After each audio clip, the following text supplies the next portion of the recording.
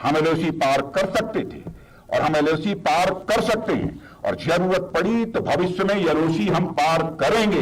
India के राजनाथ सिंह साहब जो हैं, उनका भी ये कहना है कि जब दिल करेगा भारत एलओसी क्रॉस कर जाएगा।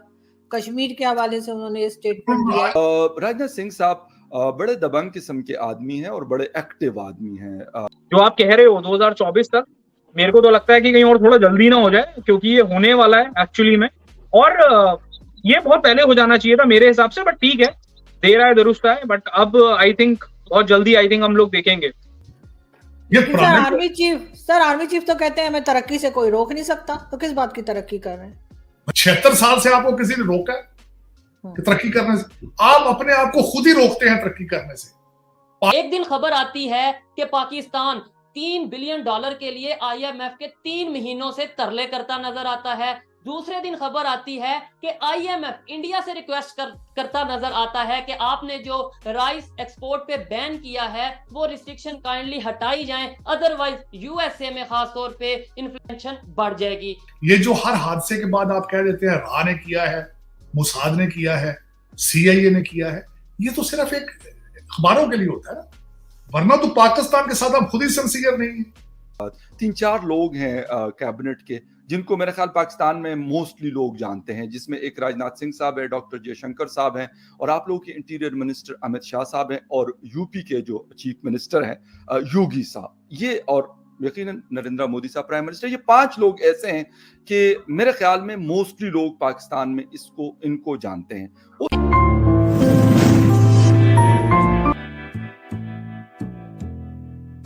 नमस्कार दोस्तों, जैसा आपको पता, जब से भारत और पाकिस्तान आजाद हुए तब से भारत और पाकिस्तान के बीच में कश्मीर को लेकर के विवाद चलता रहता है। इसी बीच भारत के रक्षा मंत्री राजनाथ सिंह ने कारगिल के विजय दिवस के मौके पर कश्मीर पे एक बयान दिया, जिसमें उन्होंने कहा कि अगर भारत को जरूरत पड़ी तो भारत एलओसी को क्रॉस करके ऑक्युपाइड कश्मीर को भारत में मिला लेगा, जिसे सुनने के बाद पाकिस्तानी मीडिया में काफी ज्यादा भूचाल आ गया। वहीं दूसरी तरफ जहाँ पाकिस्तान IMF से तरले करता है कि उसे 2-4 बिलियन लोन मिल जाए, लेकिन वही IMF इंडिया से विनती कर रहा है कि प्लीज राइस की एक्सपोर्ट बंद ना करो, नहीं तो अमेरिका में काफी ज्यादा परेशानी होगी। तो चलिए दोस्तों, इस पर पाकिस्तानी मीडिया का रिएक्शन देखते हैं, और अगर आपको यह वीडियो अच्छा लगे तो प्लीज चैनल को सब्सक्राइब करें। इंडिया के राजनाथ सिंह साहब जो हैं, उनका भी ये कहना है कि जब दिल करेगा भारत एलओसी क्रॉस कर जाएगा। कश्मीर के हवाले से उन्होंने ये स्टेटमेंट दिया है। आज वहां पे उन्होंने कारगिल पे विजय दिवस उनका आज उसकी कारगिल की 1999 की वो मना रहे हैं वहां पे 26 जुलाई, और उस पर राजनाथ साहब ने स्टेटमेंट दी है। बिल्कुल उन्होंने कहा कि भी पाकिस्तान के अंदर घुस के ऑपरेशन करेंगे, और उसके बाद ये, और पहले भी वो कई स्टेटमेंट्स इस टाइम दे चुके हैं। देखें कि हाउ दे रिएक्ट पाकिस्तान वाली साइड से।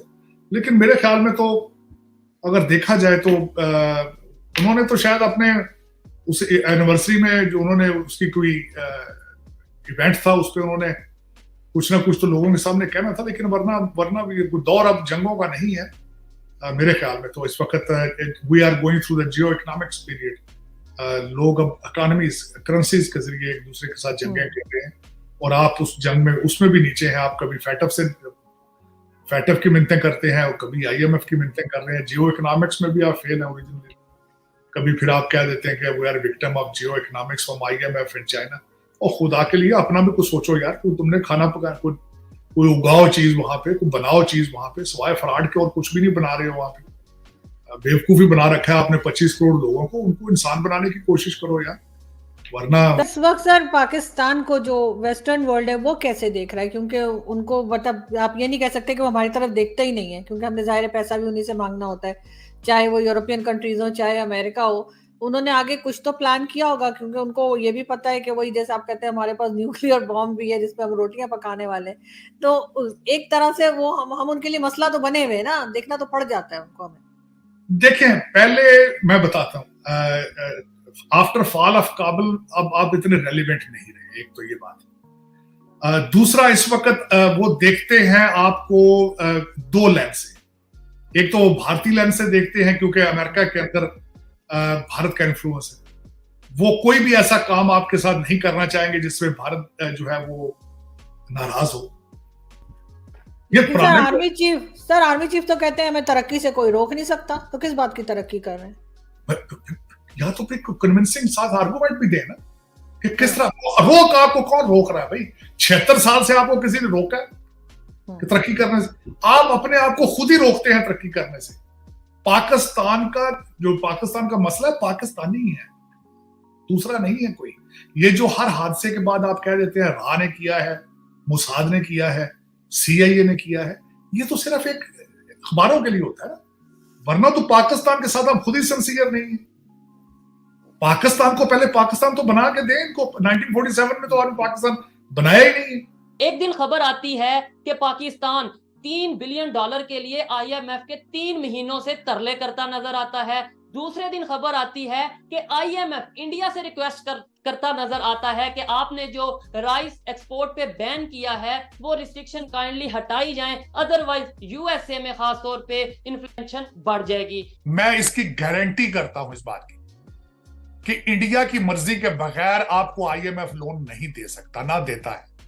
बल्कि इस वक्त मैं बता रहा हूं, आपके साथ अमेरिका बात भी नहीं करेगा भारत की मर्जी के बगैर, क्योंकि वो बिल्कुल इस वक्त रिलाय कर रहे हैं कि इंडिया उनके इंटरेस्ट को प्रोटेक्ट करेगा सब कॉन्टिनेंट के अंदर।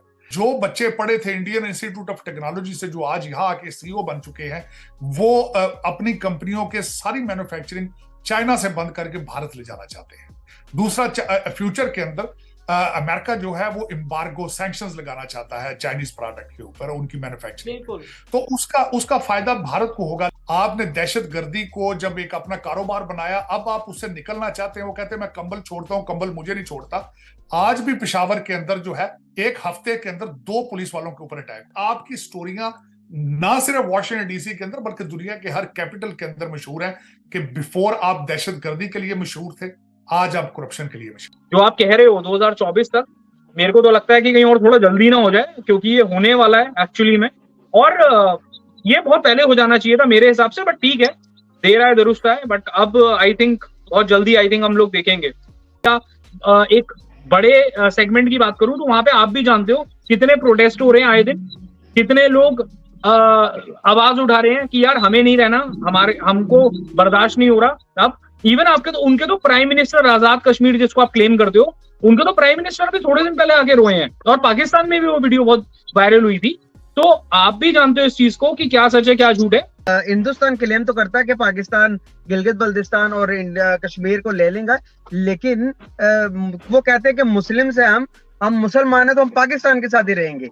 ये क्या थॉट्स है, इसके बारे में थोड़ा सा क्लेरिफिकेशन दीजिएगा कि आप किस तरह से सोचते हैं इस बारे में। कश्मीर को एक आजाद स्टेट होने का उसको नाम दिया, हमारे पास कश्मीर का प्राइम मिनिस्टर भी है, आप लोग के पास तो कश्मीर का प्राइम मिनिस्टर नहीं है, इसको कैसे बताएंगे आप?